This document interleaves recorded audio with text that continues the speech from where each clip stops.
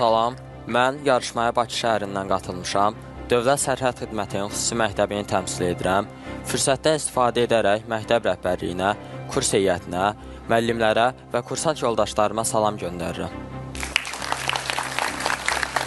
Diqqət oyuncu cədvəlinə gəlin baxaq görək.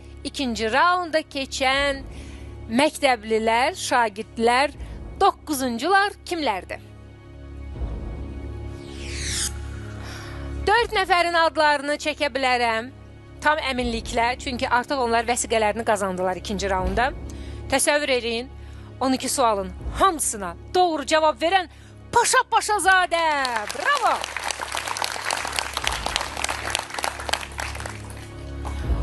Bir sualı cavablandıran Fərhad Məmmədov. Fərhad Məmmədov, Bakı məktəblisi. Xoş gəlmişsiniz, Fərhad. Sağ olun. Kimlə gəlmişsiniz? Atamla. Xoş gəlib atanız.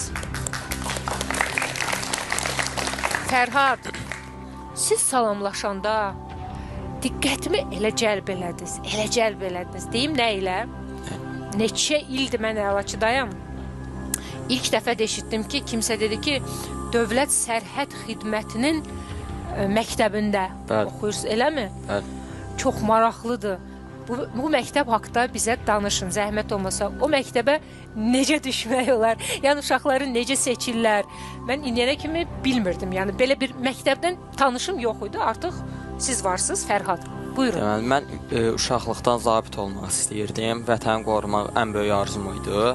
2020-ci ildə xüsusi məktəb haqqında eşitdim. Dövlət Sərhəd Xidmətinin xüsusi məktəbi haqqında və sənədlərimi verdim və bu məktəbə qəbul oldum. 5-ci sinifdən təhsil başlayır.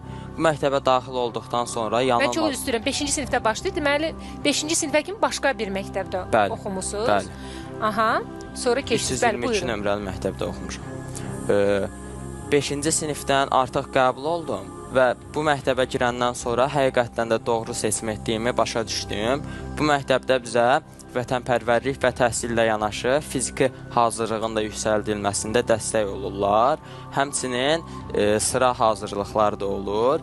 Fiziki hazırlıqda əsasən turnikdir. Bununla yanaşı futbol, voleybol və digər idmanlarla məşğul oluruq. Ən əsas isə turnikdir. Bu əsasən fiziki hazırlığın daha yüksək olmasına xidmət edir. Valideynləriniz necə münasibət göstərdi sizin belə bir istəyinizə? Valideynlərim mənim həmişə arxamda dayanıblar. Yəni, bütün qərarlarıma hörmətlə yanaşıblar. Çox sağ olsunlar ki, həmişə məni dəstəkləyirlər. Nə qəşəng. Əla. Bravo, Fərhad. Və bir sualım da var. Qızlar var həmin məktəbdə? Xeyr. Ancaq oğlanları qəbul edirlər. Təbii ki, onların özləri bildiyi məsləhətdir. Amma düşünürəm ki, gələcəkdə qızları da görmək olar orada, yox? Çünki artıq dünya da dəyişir. Biz eşidirik bir çox ölkələrdə, misal üçün, hərbiçi qızlar bizdə də var əslində. Amma yenə də elə sərhəd xidmətində də, elə məktəbdə də oxuyarkən belə qızlarımız olsa, mənə elə gəlir ki, yaxşı bir təşəbbüs olar. Çünki bizim qızlarımız da oğlanlarımız qədər güclüdürlər. Təşəkkür edirik. Və Dövlət Sərhəd Xidmətinin bütün əməkdaşlarına və ümumiyyətlə sərhədlərimizi qoruyan bütün igidlərimizə buradan təşəkkürlər və salamlar. Fərhad, zəhmət olmasa mövzunu seçək. Öz ixtisasımla bağlı hərbi mövzu. Hərbi mövzu, bəli, məntiqlidir. Uğurlar sizə, 45 saniyəniz var, biz başlayırıq.